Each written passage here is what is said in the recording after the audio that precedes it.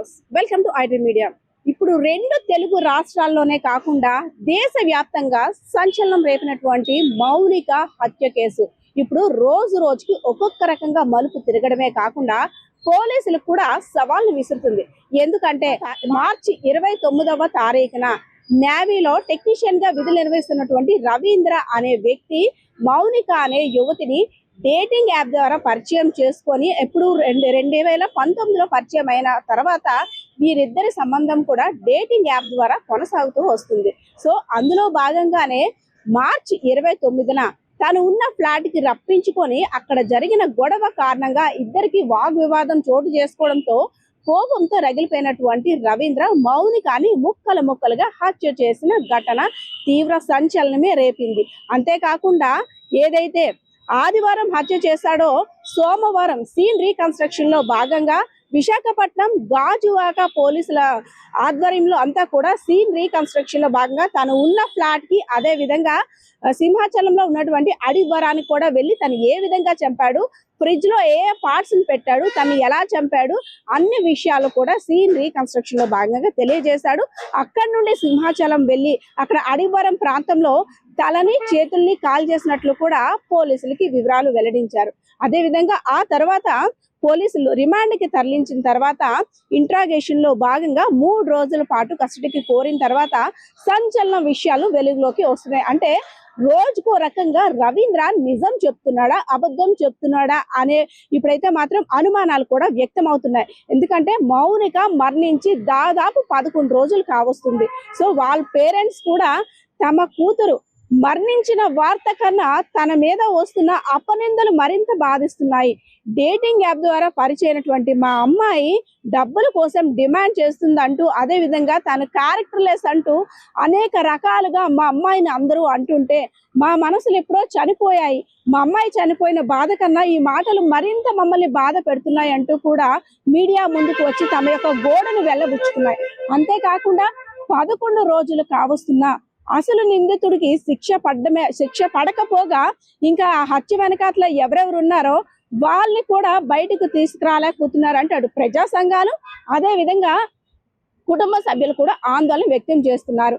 అయితే ఇప్పుడు వరకు మనకి తెలిసిన విషయం ఏంటంటే రవీంద్ర ఆ రోజు సీన్ రీకన్స్ట్రక్షన్ లో చెప్పిన విషయాలు ఏంటంటే మౌనిక తన ఫ్లాట్ కి వచ్చినట్టు, ఇద్దరికి కూడా ఒక ఐడి కార్డు కోసం గొడవ జరిగినట్టు, ఐడి కార్డు కోసం జరిగిన గొడవలో తను బలంగా మౌనిక నోరు ముక్కు మోయడంతో తన ప్రాణాలు కోల్పోయిందని, అదే విధంగా అప్పుడు ఏం చేయాలో తెలియని పరిస్థితుల్లో ఆన్లైన్ ద్వారా కత్తులు ఆర్డర్ చేసుకొని ఆ బాడీ పార్ట్స్ అన్నిటిని కూడా ఫ్రిడ్జ్ లో పెడదాము తర్వాత తరలిద్దాం అనుకునే లోపు తనకి అక్కడ అవకాశం లేకపోవడం వల్ల కొన్ని పార్ట్స్ ని బయటకు తీసుకువెళ్లి దహనం చేశాను అని పోలీసులకి చెప్పాడు.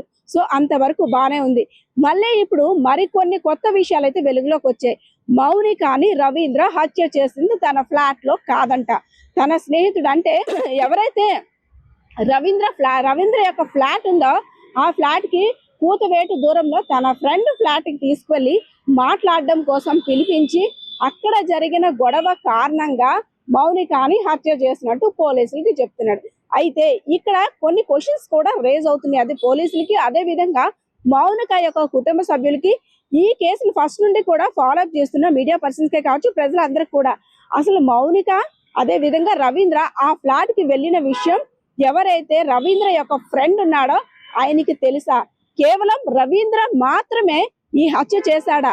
రవీంద్ర ఒక్కడే అతి కిరాతకంగా నరరూప రాక్షసుల్లాగా ముక్కలుగా కట్ చేసి సూట్ కేసులో పెట్టడం సాధ్యమైందా? లేదు ఇంకెవరైనా సహాయం తీసుకున్నాడా? లేదు ఇంకెవరైనా తనకి గైడ్ చేశారా? అక్కడ జరిగిన హత్య గురించి ముందే తన స్నేహితులు తెలుసా? ఇలాంటి అనేక క్వశ్చన్స్ కూడా ఇంకా ఆన్సర్ తెలియాల్సి ఉంది. అయితే రవీంద్ర చెప్పిన దాన్ని బట్టి నా ఫ్రెండ్ కి ఈ విషయం ఏమీ తెలీదు, మా ఇద్దరం ప్రైవసీగా మాట్లాడుకోవడానికి మాత్రమే మౌనికాని రమ్మన్నాను, అక్కడ నా ఐడి కార్డు తీసుకుంది కాబట్టి అక్కడ జరిగిన గొడవలో ఇదంతా చేశాను. అయితే అక్కడ నుండి సూట్ కేసులో పెట్టేసి ఆ సూట్ కేసుని మా ఇంటికి ఏదైతే నా ఫ్లాట్ ఉందో నా ఫ్లాట్ కి తీసుకొచ్చాను, అక్కడ బాడీ పార్ట్స్ అన్నిటిని కూడా కొన్ని ఫ్రిడ్జ్ లో పెట్టాను, కొన్ని సింహాచలం వైపు తీసుకువెళ్ళి అక్కడ దహనం చేశాను అన్నా. అయితే పోలీసులు కూడా గమనించింది ఏంటంటే మౌనిక ఏదైతే రవీంద్ర ఫ్లాట్ కి వచ్చినట్టు సీసీ కెమెరాలో ఎక్కడ నమోదు కాలేదు. ఆ చుట్టుపక్కల ఎక్కడ మౌనిక కదలికలు కూడా కనబడలేదు. కానీ మౌనికని ఇక్కడే చంపానని చెప్పడంతో సరే నిందితుడు నేరాన్ని అంగీకరించాడు కాబట్టి ఇలా అనుకుందాం అనేసి అని ఆ రోజుకి ఆ ప్రెస్ మీట్ ద్వారా అలా తెలియజేశారు. సో ఇప్పుడు కుటుంబ సభ్యులు, అదే విధంగా మౌనిక యొక్క కుటుంబ సభ్యులు చేస్తున్న ఆందోళన ఏంటంటే, మా అమ్మాయిని ఇంత కిరాతకంగా చంపాడు, తను డబ్బుల కోసం డేటింగ్ యాప్ ద్వారా పరిచయం అయిందని అన్న డబ్బులు డిమాండ్ చేసింది అంటున్నాడు. అంతేకాకుండా తన ప్రైవసీ ఫొటోస్ కానీ అన్ని కూడా తన భార్యకి పంపించిందని లేనిపోని నిందలు వేస్తూ నా అమాయకురాలైన కూతురు మీద లేనిపోని అనుమానాలు, అదే విధంగా ఒక క్యారెక్టర్ లేని వ్యక్తిగా నా కూతుర్ని అందరి ముందు కూడా బయట పెట్టేశాడు, అందుకే చంపేశారంటూ కూడా చాలా మంది అంటున్న మాటలు మమ్మల్ని చాలా బాధ పెడుతున్నాయి.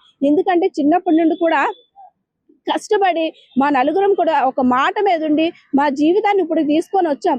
నా కూతురు ఒక ఈవెంట్ ఆర్గనైజింగ్ చేయడమే కాకుండా ప్రైవేట్ గా బ్యాంక్ లో అవుట్ సోర్సింగ్ ఎంప్లాయీగా చేస్తుంది. అంతేకాకుండా తన కాళ్ళ మీద తన నిలబడే టాలెంట్ ఉన్న అమ్మాయికి వేరే వ్యక్తిని బెదిరించి డబ్బులు తీసుకోవాల్సిన అవసరం ఏముంది? ఒకవేళ ఇన్ కేస్ అలానే జరిగినట్టయితే తన ఐడి కార్డు కూడా తీసుకుంది అని ఒకవేళ అనుకుంటే ఆ రవీంద్ర అనే వ్యక్తి పోలీసులకి కంప్లైంట్ చేసి అప్పుడు ఫర్దర్ యాక్షన్ నా కూతురు మీద తీసుకోవాల్సింది. అంతేకాని ఈ కారణాలు చెప్పి నా కూతురుని అతి కిరాతకంగా చంపిన రవీంద్రన్ అయితే మాత్రం తప్పకుండా న్యాయస్థానం శిక్షించాలి అని అయితే మాత్రం పేరెంట్స్ కూడా ఆందోళన వ్యక్తం చేస్తున్నారు. అంతేకాకుండా సరైన పద్ధతిలో ఇంట్రాగేషన్ కూడా పూర్తి చేసి అసలైన నిందితులు రవీంద్ర కాకుండా ఇంకా తోటి ఫ్రెండ్స్ కూడా ఇంకెవరున్నారో ఈ కేసులో ఎవరెవరైతే ఇన్వాల్వ్ అయ్యి ఉన్నారో వారందరూ కూడా కంపల్సరిగా శిక్ష పడాలని అయితే మాత్రం కుటుంబ సభ్యులు ప్రభుత్వాన్ని వేడుకుంటున్న పరిస్థితి కూడా కనిపిస్తుంది. సో ఇదే అంశానికి సంబంధించి విశాఖపట్నం జిల్లాలో ఉన్నటువంటి గాజువాక సిఏ పార్థ సారథి కూడా నిన్న ఒక వీడియో రిలీజ్ చేశారు. రవీంద్ర ఏదైతే చెప్పాడో తన ఫ్లాట్ లో హత్య చేయలేదు, తన యొక్క ఫ్రెండ్ ఫ్లాట్ లో హత్య చేసి బాడీ పార్ట్స్ ఇక్కడికి తరలించినట్లు ఆ విషయాన్ని కూడా సిఏ పార్థ సారథి ఏం చెప్తున్నారో కూడా చూద్దాం వీడియోలో. గత నెల 30వ తారీఖు మౌనిక హత్య కేసులో నేవీ ఉద్యోగిని పోలీస్ కస్టడీలో తీసుకున్నాము. అందులో విచారణలో భాగంగా అతను కొత్త విషయాలు ఏం చెప్పాడంటే, మనకు సీసీ ఫుటేజ్ ఆధారంగా కూడా మేము క్రాస్ చెక్ చేయగా హత్య అనేది వాళ్ళ మిత్రుడు ఇంట్లో చేశాడు. అక్కడ మేము వాళ్ళు వచ్చి 3 బ్యాచిలర్స్ ఆ ఇంట్లో ఉంటున్నారు. వాళ్ళు ఉదయం నుంచి సాయంత్రం వరకు ఉద్యోగాలు చేసుకుని నైట్కి వస్తారనమాట. కాబట్టి ఆ మధ్య టైంలో వచ్చేసి ఆ అమ్మాయికి ఎడిదిరిగి అతను పరిచయం ఉన్నాడు కాబట్టి వాళ్ళు అమ్మాయి అతను తీసుకొని వచ్చి లోపల వచ్చేసి ఇద్దరికి కూడా కొంత వాగ్వివాదం జరిగింది. ఆ వాగ్వివాదంలో ఆ అమ్మాయిని చంపేసి తర్వాత ట్రాలీ బ్యాగ్ అనేది తన రూమ్ నుంచి తీసుకొని వచ్చేసి దాంట్లో వేసుకొని మళ్ళీ దగ్గరలో వచ్చేసి ట్రాలీ బ్యాగ్లో ఉన్న 100 మీటర్స్లో ఉన్న తను రెంట్కుంటున్న ఫ్లాట్లో తీసుకెళ్ళేసి ఆ బాడీని డిస్పోజ్ చేద్దామని చెప్పేసి పార్ట్స్గా డివైడ్ చేశాడు. ఇందులో భాగంగా అతన్ని ఈరోజు కోర్టులో హాజరుపరిచి మళ్ళీ కూడా జైలుకి రిమాండ్కి పంపించేస్తాం.